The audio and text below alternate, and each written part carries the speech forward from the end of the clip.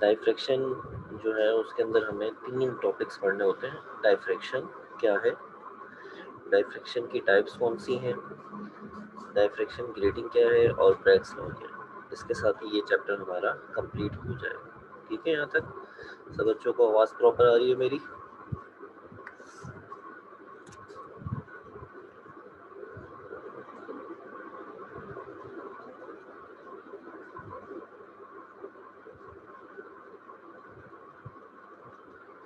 जी, सब बच्चों को आवाज़ प्रॉपर आ रही है?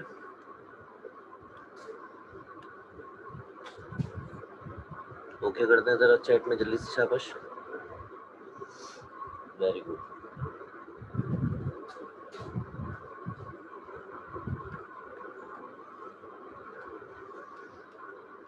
शाबाश, ठीक है।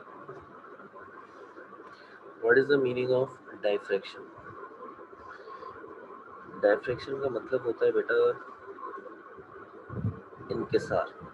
इनकिसार ये उर्दू ज़बान का वर्ड है और इनकिसार के लफ्ज़ी मायने होते हैं आजिज़ी, यानी झुक जाना, बैंड हो जाना।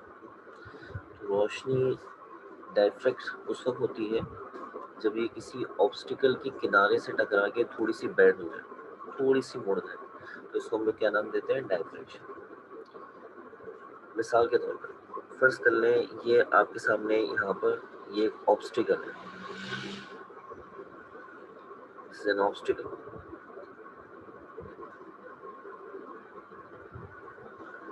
ये एक ऑब्स्टिकल है, ये सामने आपके पास स्क्रीन लगी हुई है, ठीक है। अब यहाँ से लाइट आ रही है, स्क्रीन पे आके टकरा रही है, लाइट आ रही है, स्क्रीन पे आके टकरा रही है। लेकिन देखिए लाइट जैसे ही यहाँ से टकराएगी, ये देखिए ये लाइट बिल्कुल ऑब्स्टिकल के एज से टकरा रही है, तो ये थोड़ी सी ऐसे बैंड हो जाएगी, ये देखिए ऐसे थोड़ी सी बैंड। तो ये लाइट जो थोड़ी सी बैंड हो रही है, इस बैंडिंग का ही नाम क्या रखा गया है? डाइफ्रैक्शन का नाम रखा गया। अब क्या होगा, रिमेनिंग जितनी भी लाइट है वो ब्लॉक होती रहेगी। यहाँ से यहाँ तक का सारा हिस्सा क्या होगा बेटा? ब्राइट। और ये जो हिस्सा होगा यहाँ पर बन जाएगा शेडो। ये जो भी ऑब्जेक्ट है यहाँ पर, इसका शेडो बन जाएगा इस जगह, ठीक है। तो इस तरह रोशनी का किसी भी ऑब्स्टिकल के एज से टकरा कर थोड़ा सा बैंड हो जाना, इसे कहते हैं डाइफ्रैक्शन, ठीक है। हम पहले इसकी डेफिनेशन के बारे में एक दो बातें लिख लेते हैं यहाँ पे जल्दी से।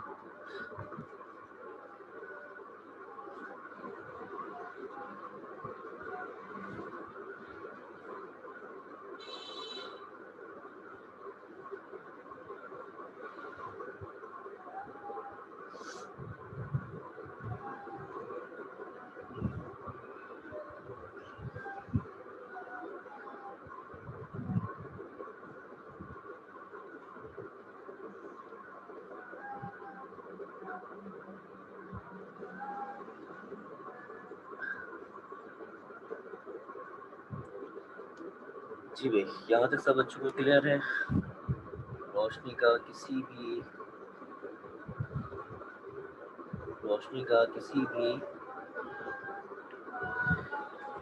ऑब्स्टिकल के एज से टकराकर उसकी जानिब मुड़ जाना क्या कहलाता है? डाइफ्रैक्शन। अब मैं आपको कुछ थोड़ी सी डायग्राम्स मजीद दिखाता हूँ जिसमें आपको और भी डाइफ्रैक्शन समझ में आएगा।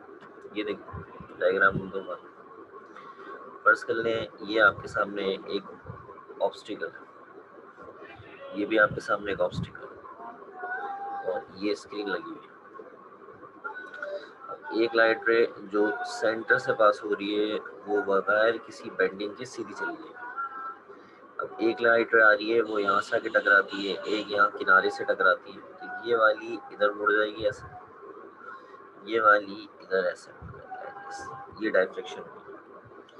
तो ये वाला हिस्सा है पूरा ब्राइट और ये वाले हिस्से में क्या बन जाएगा? शेडो। यहाँ क्या बन जाएगा? शेडो। ये भी डाइफ्रैक्शन हो रही है। इसी तरीके से और भी देखिए नंबर 2। फर्ज कर लें ये एक ऑब्स्टिकल है आपके सामने, ठीक है, ये स्क्रीन है, एक लाइट रे यहाँ से टकरा रही है, ब्लॉक हो गई, एक लाइट रे ये टकराई, ये ऐसे करके यू बैंड हो गई, एक लाइट रे यहाँ से टकराई, ये यू बैंड हो जाएगी ऐसे, ठीक है। ये वाला हिस्सा, अब जो लाइट रे यहाँ से जा रही है ये जा रही है, जो लाइट रे यहाँ से जा रही है ये जा रही है, ये सारा हिस्सा हो जाएगा ब्राइट, ये सारा हिस्सा हो जाएगा ब्राइट, और इस हिस्से पे क्या आ जाएगा, शेडो। जितनी भी डायग्राम आपके सामने बना के हम दिखा रहे हैं, इसके अंदर आपको डायफ्रैक्ट होती हुई मुख्तलिफ रेज दिखाई जा रही हैं। यहाँ तक सब समझ में आ गया किस तरीके से हो रहा है। एक आखिरी डायग्राम और देख लीजिए ताकि आपको डायफ्रैक्शन के मामले में हर तरह का शक व शुबा खत्म हो जाए। ये देखिए, ये आपके सामने एक ऑब्स्टिकल है, ये इसके दरमियान में ओपनिंग है, फिर ये एक ऑब्स्टिकल आ गया, ऐसे करके लाइक दिस। अब एक लाइट रे आती है, यहाँ से आगे टकराती है, टकरा के ये हो गई बैंड, एक लाइट रे ये आती है, ये टकरा के हो गई इस तरह बैंड, एक लाइट रे आती है टकरा के हो गई इस तरह से बैंड, एक लाइट रे आती है और टकरा कर हो गई, वालेकुम अस्सलाम, इस तरह से हो गई बैंड। तो ये जो सारी की सारी बेंडिंग हो रही है, ये सारा हिस्सा, ये हिस्सा ब्राइट है, ये हिस्सा ब्राइट है, इसके बीच में है शेडो, शेडो, और ये वाला हिस्सा क्या है, शेडो। सब बच्चे मुझे यहाँ तक ओके करते हैं कि उन्हें डायफ्रैक्शन की डेफिनेशन और ये सारी डायग्राम समझ में आ चुकी है। तो डायफ्रैक्शन क्या होता है, जिन बच्चों ने हमें बाद में भी ज्वाइन करा वो भी सुन लें अच्छी तरीके से कि डायफ्रैक्शन क्या चीज़ होती है। डायफ्रैक्शन का मतलब होता है रोशनी का किसी ऑब्स्टिकल यानी रुकावट के किनारे से टकरा कर थोड़ा सा बैंड हो जाना, क्या कहलाता है बेटा, इसको हम कहते हैं डायफ्रैक्शन। बच्चों डायफ्रैक्शन हमारी भी हो सकती है। मिसाल के तौर पे अगर फर्ज कर लें आप किसी जगह से गुजरना चाहते हैं और वो जगह आपके साइज से छोटी है या बराबर है, तो आपको थोड़ा सा मुड़कर गुजरना पड़ेगा वहाँ से, क्योंकि जगह नहीं है, नैरो है, तंग है।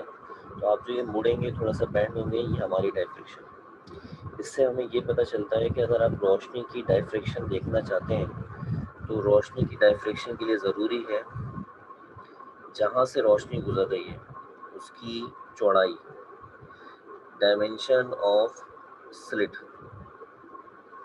ये बराबर होनी चाहिए वेवलेंथ ऑफ लाइट के, वेवलेंथ ऑफ लाइट।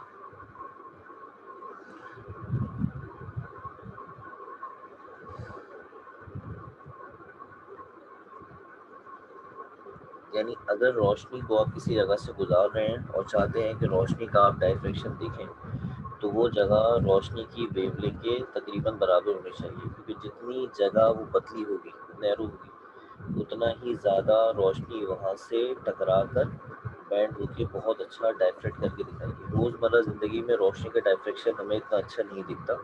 उसका रीज़न ये है कि रोशनी जहाँ जहाँ से टकरा के बैंड होती है वो जगह रोशनी की वेवलेंथ जितनी नहीं होती बल्कि बहुत बड़ी होती है।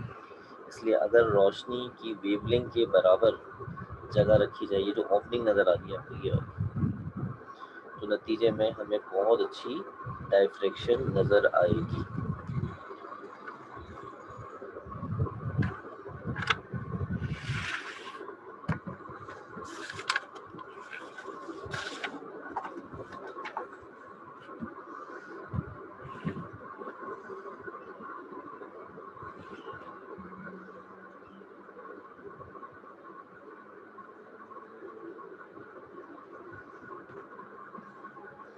तो बच्चों अगला जो हमारा टॉपिक है उसको पढ़ने के लिए जल्दी से ज़रा देख लीजिए। टॉपिक का नाम है वेव फ्रंट। वेव फ्रंट किसे कहा जाता है? What is the meaning of wave front? Wave front क्या होता है?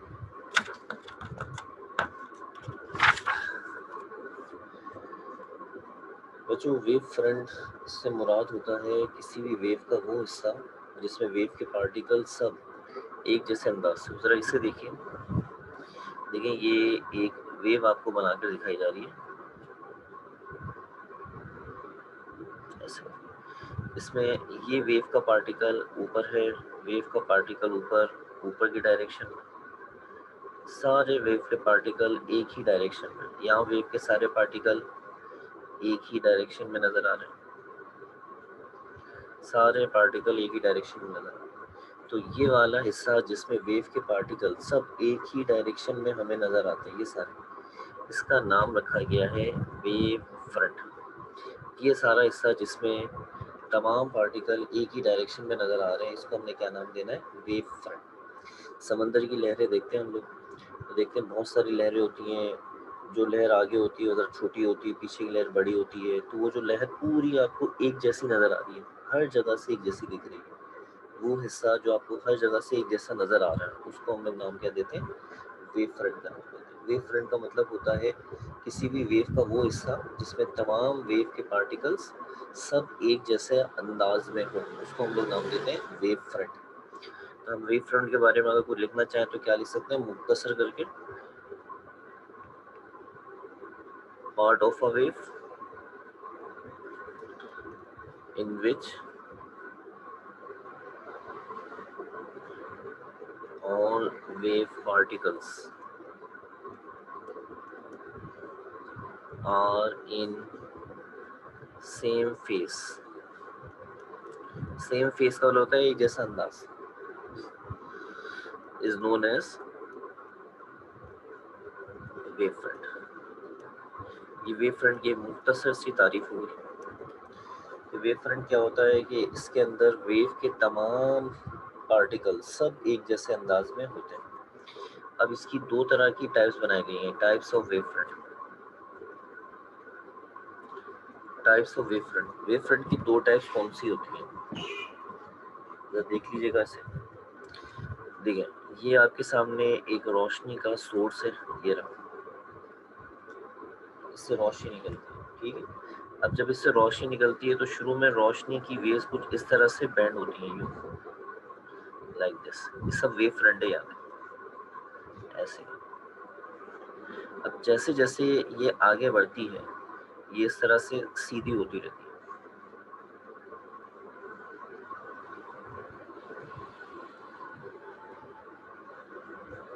लाइक दिस, ऐसे। तो ये सारे के सारे ये जो है ये वेव फ्रंट है, ये भी सारे के सारे वेव फ्रंट है। ये जो वेव फ्रंट आपको नजर आ रहे हैं सारे के सारे, ये सारे के सारे वेव फ्रंट कहलाते हैं स्फेरिकल वेव फ्रंट। और ये वाले जो सारे आपको नजर आते हैं इनका नाम होता है plane wave front. Spherical wave front और प्लेन वेव फ्रंट के अंदर बेसिक फर्क क्या है? बेसिक फर्क बहुत आसान है। स्फेरिकल वेव फ्रंट जो होते हैं ये सोर्स के क्लोज होते हैं, नजदीक होते हैं, और इनकी एनर्जी जो होती है वो मैक्सिमम होती है, एनर्जी मैक्सिमम होती है।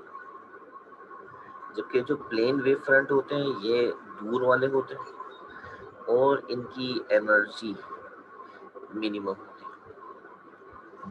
ये बात ध्यान में रखिए। यानी मिसाल के तौर पे आप यूँ समझ लें कि जब आप कोई रोशनी लाइट को ऑन करते हैं, तो लाइट को जब आप ऑन करते हैं तो उसके अतराफ में जो रोशनी होती है वो स्फेरिकल वेव फ्रंट्स होती हैं, क्योंकि वो क्लोज होते हैं, नज़दीक होते हैं, और साथ में क्या होते हैं, उनकी एनर्जी ज़्यादा है। लेकिन यही रोशनी अगर ट्रैवल करके आगे जाएगी और दूर दूर जाएगी, तो फिर वहाँ पर आएगा प्लेन वेव फ्रंट, जो कि दूर पर होगा और एनर्जी भी उसकी मैक्सिमम नहीं होगी, मिनिमम। वर्ज इन दोनों वेव फ्रंट को हम किस तरह से फर्क कर सकते हैं? नज़दीक वाले स्फेरिकल एनर्जी ज़्यादा, प्लेन वेव फ्रंट जो होते हैं दूर होते हैं, एनर्जी मिनिमम। यहाँ तक सब समझ में आ गया? ओके करें, शाबाश।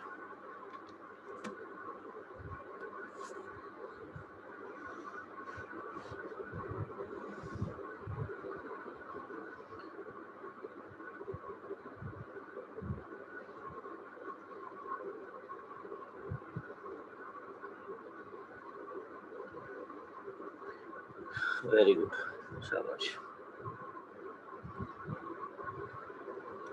ये वेव फ्रंट का टॉपिक जो है ना, ये पेपर में डिस्कस नहीं होता कि वेव फ्रंट क्या होता है क्या नहीं होता, लेकिन हमें असल में अभी जो टॉपिक आपको पढ़ाना है जिसका नाम है टाइप्स ऑफ डाइफ्रैक्शन, उसके अंदर ये टॉपिक काम आता है। इसलिए हम आपको ये वेव फ्रंट के बारे में बता रहे हैं कि वेव फ्रंट क्या होता है, किस तरीके से काम करता है, इसलिए वेव फ्रंट के बारे में बता रहे हैं। आइए अब आपको आगे टॉपिक की तरफ लेके चलते हैं। टॉपिक का नाम है types of diffraction. Types of diffraction. Types of diffraction से मुराद असल में दो साइंसदानों का किया हुआ काम है।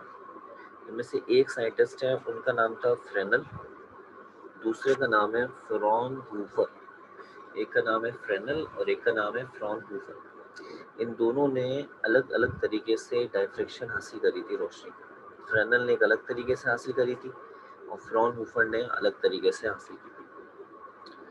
इन दोनों तरीकों को कहा जाता है टाइप्स ऑफ डाइफ्रैक्शन। तो एग्जाम के अंदर अगर टाइप्स ऑफ डाइफ्रैक्शन आता है तो आपको फ्रेनल की डायग्राम बनानी पड़ती है और फ्रॉनहूफर की डायग्राम बनानी पड़ती है और उनके बारे में कुछ पॉइंट्स बताने होते हैं।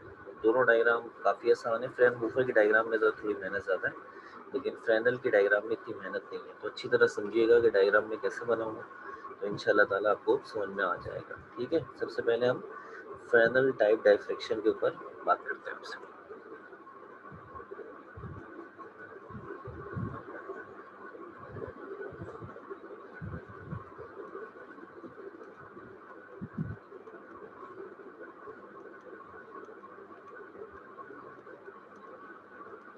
इसके अंदर ये जो एस होता है, इसको एस नहीं, इसको एच साउंड करते हैं। ये एस जो लिखा हुआ है इसको एच साउंड करना है,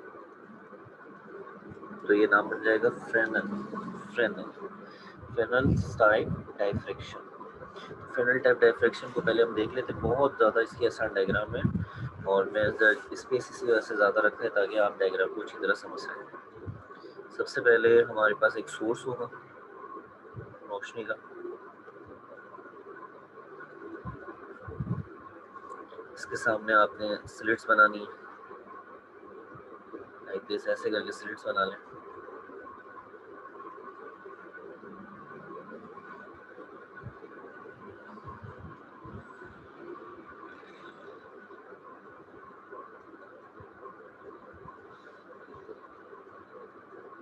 और ऐसे करके ये इसकी बनाओ। This is the screen. ये स्क्रीन है, ये कहलाती है सिंगल स्लिट। सिंगल स्लिट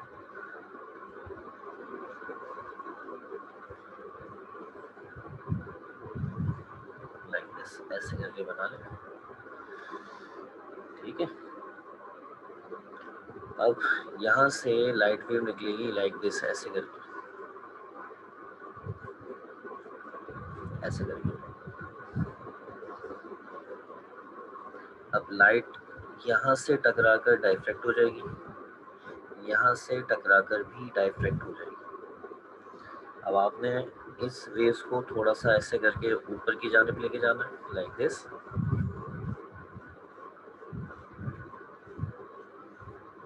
और इस तरह से नीचे की जानिब लेके जाना लाइक दिस।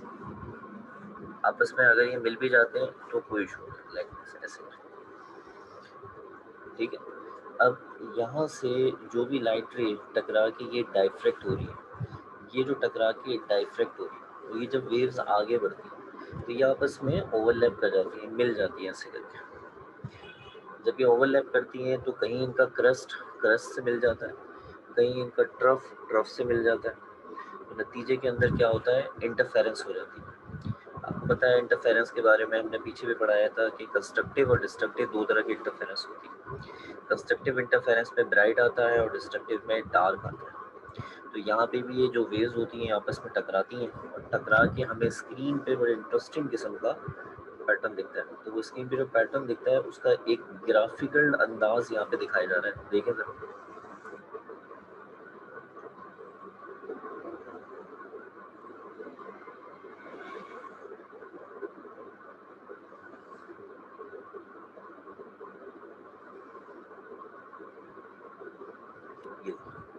ये जो आपके सामने बना के दिखाया गया है, ये स्क्रीन पे नजर आने वाला पैटर्न नहीं है, ये स्क्रीन पे जो पैटर्न दिखता है वो पैटर्न नहीं है, बल्कि ये एक ग्राफ है जिससे आपको समझाने की कोशिश की जा रही है। ये जो हिस्सा आपको नज़र आ रहा है ये मैक्सिमम है, यानी यहाँ तेज किस्म की हमें रोशनी मिलती है। इसके बाद ये जो लाइन सीधी चल रही है ऐसे करके, यहाँ पे हमें शेडो मिलता है। फिर हमें दोबारा से रोशनी मिलती है। ये जो ऊंचे हिस्से हैं ये सब रोशनी है, लेकिन देखिए ये वाला ऊंचा हिस्सा इससे छोटा है, इसका मतलब यहाँ रोशनी का इफेक्ट ज़्यादा है, यहाँ रोशनी का इफेक्ट कम है। और यहाँ पे भी शेडो, अच्छा ये शेडो इस शेडो से फर्क है, ये शेडो डार्क है, ये शेडो डार्क नहीं होता, लाइट होता। ये भी रोशनी है और लाइटर, और ये भी शेडो है और डार्कर, यानी और हल्का हो जाएगा। शेडो, लाइट, शेडो, लाइट, और ये शेडो। ये जहाँ जहाँ मैंने मैक्स लिखा है ये सब रोशनी है, रोशनी का ब्राइटर इफेक्ट है। और जहाँ जहाँ मैंने मिनिमम लिखा है ये रोशनी का लाइटर इफेक्ट है। मैक्सिमम का मतलब है कि यहाँ तेज़ रोशनी है, फिर उससे ज़रा कम रोशनी, फिर उससे, इसी तरह से ये तेज़ रोशनी, उससे कम, उससे कम। और ये जो आपको मिनिमम नज़र आ रहा है यहाँ शेडो बनता है, उससे हल्का शेडो, उससे हल्का शेडो, यहाँ डार्क शेडो, उससे हल्का शेडो, उससे काफ़ी इंटरेस्टिंग किस्म के पैटर्न यहाँ पे नज़र आते हैं। और ये सारे पैटर्न जो होते हैं वो फ्रेनल साहब ने हासिल किए थे। और ये डायग्राम जो आपके सामने इस वक्त बनी हुई है इसको हम कहते हैं फ्रेनल टाइप डाइफ्रैक्शन। डायग्राम आपको समझ में आ गई। अब इससे रिलेटेड 3 बातें लिखनी होती हैं, और वो 3 बातें जो हैं उसके ऊपर इंशाअल्लाह ताला हम अपना जो कोर्स है उसको इंशाअल्लाह यानी जो हमारा है वो कंप्लीट कर देंगे इंशाअल्लाह ताला। यहाँ तक ओके करें, मैं आपको 3 बातें यहाँ पे लिखवाता हूँ, बताता हूँ। सब बच्चे यहाँ तक ओके कर दे जल्दी से, शाबाश। डायग्राम समझ में आ गई आपको?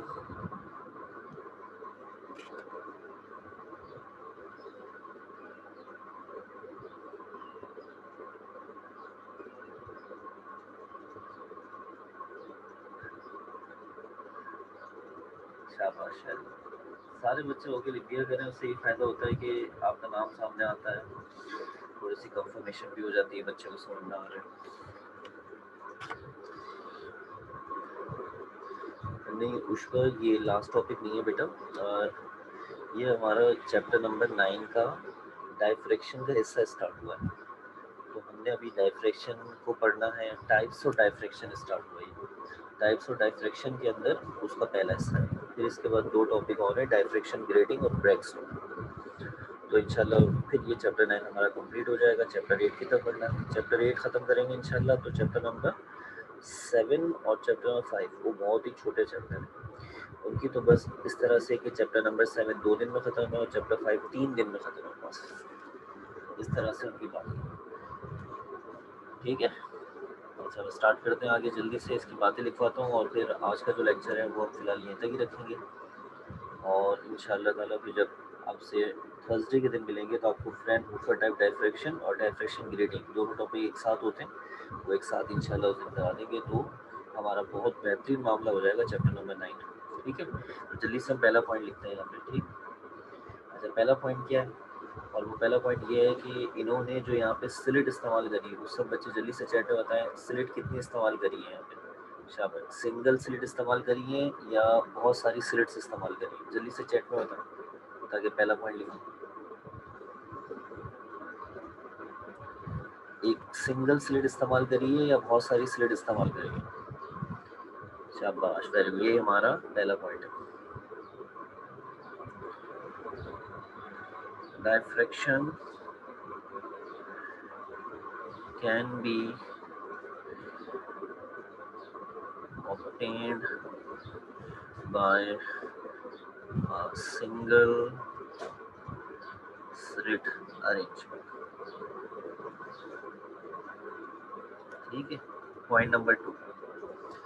पॉइंट नंबर 2 जो है वो बड़ा सा, देखें सोर्स और स्लिट ये बहुत करीब है एक दूसरे, और स्लिट और स्क्रीन ये भी बहुत करीब है। तो इनके दरमियान का जो फासला होता है उसको माना जाता है फाइनाइट। 2 फासले लिखे जा सकते हैं, एक फाइनाइट एक इनफाइनाइट। तो ये क्योंकि एक दूसरे के काफ़ी करीब होते हैं इसलिए इनके दरमियान का फासला क्या लिया जाता है? फाइनाइट, यानी ये काफ़ी करीब है एक दूसरे के। distance between source to slit and slit to screen are kept finite. Point number 3। अब सब बच्चे जल्दी से पॉइंट नंबर 3 लिखवाने में मेरी मदद करेंगे। बच्चों यहाँ पर जो आपको पैटर्न मिलते हैं, ब्राइटर इफेक्ट मिलता है, डार्कर इफेक्ट मिलता है। ये ब्राइटर और डार्कर इफेक्ट जो है बेटा वो इंटरफेरेंस हो रही है। तो ये इंटरफेरेंस कौन से वेव फ्रंट से हो रही है? शाबाश, दो वेव फ्रंट है, एक होता है स्फेरिकल और एक होता है प्लेन। तो आप इस डायग्राम को देखते हुए कौन सा वेव फ्रंट नजर आ रहा है? शाबाश, स्फेरिकल नजर आ रहा है या प्लेन? जल्दी से चैट में बताइएगा कौन सा वेव फ्रंट नजर आ रहा है आपको? शाबाश, स्फेरिकल या प्लेन? जल्दी से चैट में बताइएगा। ये सारे के सारे जो यहाँ पैटर्न बनते हैं, ये वेव फ्रंट्स आपस में इंटरफेयर करते हैं। ये कौन से वेव फ्रंट है? स्फेरिकल है या प्लेन? जल्दी से शाबाश, दो ही जवाब आता है अभी हमारे पास, बाकी बच्चों के जवाब चाहिए। माशाल्लाह से क्लास के अंदर बहुत ज़्यादा बच्चे मौजूद हैं,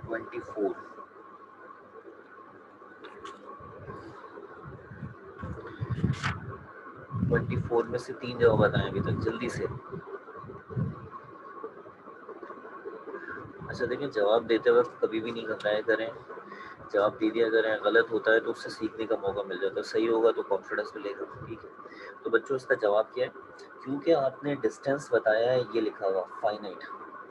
तो फाइनाइट का मतलब होता है नियर, क्लोज, और नियर और क्लोज के लिए जो वेव फ्रंट होता है वो होता है बेटा स्फेरिकल। और देखिए डायग्राम में भी स्फेरिकल दिखाया है, यहाँ पे दोनों वेव फ्रंट नहीं है, क्योंकि ये जो सारा एक्सपेरिमेंट है इसमें तमाम चीज़ें एक दूसरे के बहुत क्लोज होती हैं।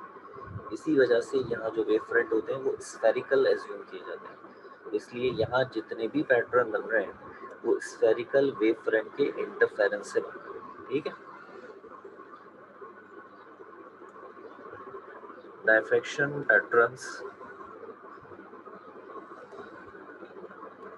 are obtained due to the interference of spherical wafers। तो बच्चों यहाँ पर आके हमारे टॉपिक एंड हो गए हैं, बस लेक्चर यहीं तक ही रखेंगे। आप जाइएगा नहीं, अटेंडेंस लूँगा। उम्मीद है आज आपको सारा लेक्चर समझ में आ गया होगा। सब बच्चे यहाँ तक मुझे ओके या यस कर दें, यहाँ तक सारी बातें क्लियर हो गई हैं। अटेंडेंस लेते हैं आपकी, और इंशाल्लाह ताला थर्सडे के दिन मिलते हैं आपसे, जुमेरात के दिन। उस दिन फ्रैन हूफर टाइप डायफ्रैक्शन कराएंगे आपको इंशाल्लाह ताला, और डायफ्रैक्शन की रेटिंग कराएंगे, और थोड़ी सी ज़रा स्पीड अप करके पढ़ाऊँगा। यानी जुमेरात का जो लेक्चर है उसमें मुझे ज़्यादा थोड़ा सा काम कराना, खींचना है, ताकि मैं चैप्टर 9 को बस जल्द अज जल्द ख़त्म करूं और फटाफट चैप्टर नंबर 8 की तरफ अपना रास्ता मोड़ूं।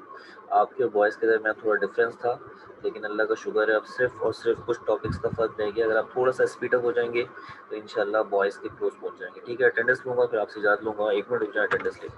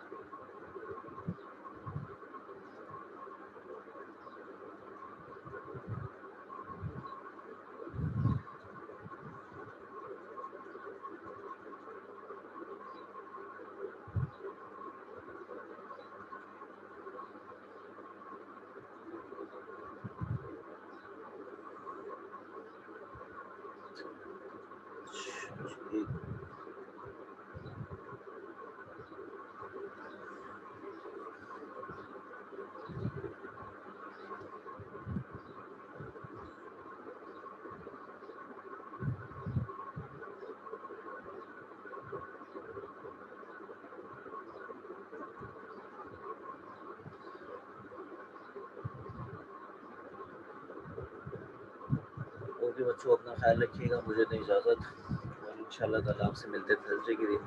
अपना ख्याल रखिएगा। अल्लाह हाफ़िज़ बच्चों।